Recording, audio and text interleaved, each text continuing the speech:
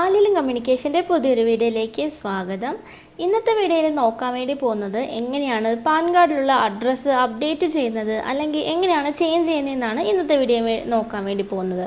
അപ്പോൾ ചാനൽ ഇതുവരെ subscribe ചെയ്യാത്തവരാണ് subscribe ചെയ്യുക. അതുപോലെ തന്നെ ബെല്ലൈക്കൺ ഒന്ന് ക്ലിക്ക് ചെയ്ത് കഴിഞ്ഞാൽ നമ്മളിടുന്ന വീഡിയോസിൻ്റെ നോട്ടിഫിക്കേഷൻ അപ്പം തന്നെ വരുന്നതായിരിക്കും.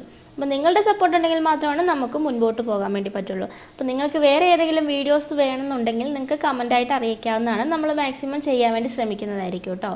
നമുക്ക് വീഡിയോയിലേക്ക് പോകാം. അപ്പോൾ അതിനായി ഗൂഗിൾ വെബ് ബ്രൗസറിൽ നമുക്ക് പാൻ കാർഡ് എന്ന് ടൈപ്പ് ചെയ്ത് കൊടുക്കാം.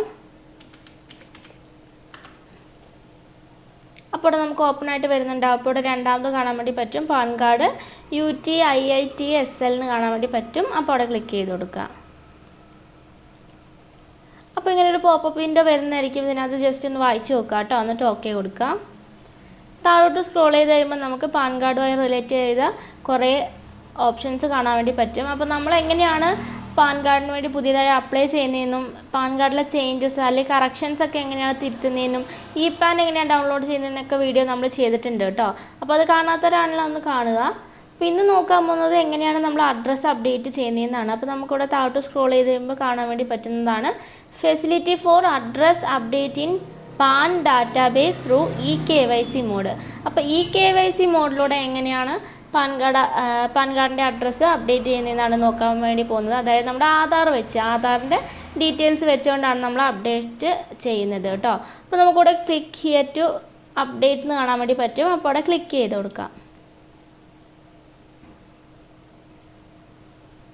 കണ്ടോ, ഇങ്ങനെ ഓപ്പൺ ആയിട്ട് വരുന്നതായിരിക്കും. അപ്പോൾ facility for address update in PAN database എന്ന് കാണാൻ വേണ്ടി പറ്റും. അപ്പോൾ നമുക്ക് എന്തെങ്കിലും ഡൗട്ടൊക്കെ ഉണ്ടെങ്കിൽ നമുക്കിവിടെ ഇൻസ്ട്രക്ഷൻസ് കാണാൻ വേണ്ടി പറ്റും.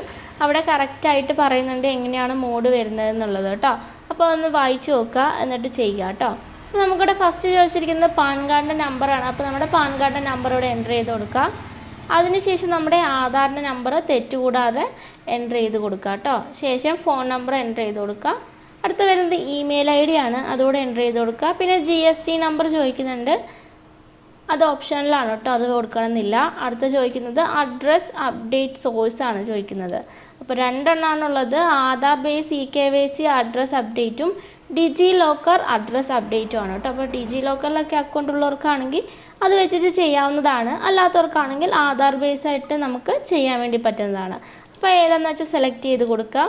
ശേഷം ക്യാപ്ച കോഡ് എൻ്റർ ചെയ്ത് കൊടുക്കുക കേട്ടോ. അതിനുശേഷം I agree എന്നുള്ള ഓപ്ഷനിൽ ക്ലിക്ക് ചെയ്ത് കൊടുക്കുക. അപ്പോൾ നമ്മുടെ ആധാറുമായിട്ട് നമ്മുടെ ഡീറ്റെയിൽസൊക്കെ ചെക്ക് ചെയ്യാൻ വേണ്ടിയിട്ട് നമുക്ക് സമ്മതമാണെന്ന് പറഞ്ഞിട്ടുള്ളൊരു ചെക്ക് ബോക്സ് ആണ്. അപ്പോൾ അത് ടിക്ക് ചെയ്ത് കൊടുത്തതിന് ശേഷം സബ്മിറ്റ് കൊടുക്കുക കേട്ടോ. അപ്പോൾ നമ്മുടെ ആധാർ ലിങ്ക് ചെയ്തിരിക്കുന്ന ഫോൺ നമ്പറിലോട്ട് ഒരു OTP വരുന്നതായിരിക്കും കേട്ടോ. ആ OTP നമ്മൾ എന്ത് ചെയ്യുക, അവിടെ എൻ്റർ ചെയ്ത് കൊടുക്കുക കേട്ടോ. OTP എൻ്റർ ചെയ്ത് കൊടുക്കുമ്പോൾ തന്നെ നമ്മുടെ ഡീറ്റെയിൽസ്, നമ്മുടെ ആധാറിൻ്റെ ഡീറ്റെയിൽസ് ഏതാണോ നമ്മുടെ അഡ്രസ്സ് വരുന്നത് അത് നമുക്ക് അവിടെ ഡിസ്പ്ലേ ആയിട്ട് വരുന്നത് കാണാൻ വേണ്ടി പറ്റുന്നതാണ്. അപ്പോൾ അതിനകത്ത് നമുക്ക് ചെക്ക് ചെയ്തതിന് ശേഷം എന്തെങ്കിലും മാറ്റം വരുത്താനുണ്ടോ എന്ന് നോക്കാം. അപ്പോൾ ക്ലിയർ ആണെന്നുണ്ടെങ്കിൽ നമുക്ക് സബ്മിറ്റ് കൊടുക്കാവുന്നതാണ് കേട്ടോ. അപ്പോൾ ഇതിന് ഫീ ഒന്നും വരുന്നില്ല, നമുക്ക് നേരിട്ട് തന്നെ സബ്മിറ്റ് ചെയ്യാൻ വേണ്ടി പറ്റുന്നതാണ്. അപ്പോൾ വളരെ എളുപ്പത്തിൽ നമുക്ക് തന്നെ വീട്ടിലിരുന്നുകൊണ്ട് തന്നെ നമ്മുടെ ആധാറിൻ്റെ ബേസിൽ അല്ലെങ്കിൽ നമ്മുടെ ഡിജി ലോക്കർ ഉപയോഗിച്ചുകൊണ്ട് നമുക്ക് eKYCയിലൂടെ നമ്മുടെ പാൻ കാർഡിലുള്ള ഡാറ്റാബേസിലുള്ള അഡ്രസ്സ് അപ്ഡേറ്റ് ചെയ്യാൻ വേണ്ടി പറ്റുന്നതാണ് കേട്ടോ. ഫോൺ ഉപയോഗിച്ചുകൊണ്ട് തന്നെ ചെയ്യാൻ വേണ്ടി പറ്റുന്നതാണ്. വീഡിയോ ഇഷ്ടമായെന്ന് വിചാരിക്കുന്നു. അപ്പോൾ വീഡിയോ ഇഷ്ടമായാൽ ലൈക്ക് ചെയ്യാനും ഷെയർ ചെയ്യാനും അതുപോലെ തന്നെ സബ്സ്ക്രൈബ് ചെയ്യാനും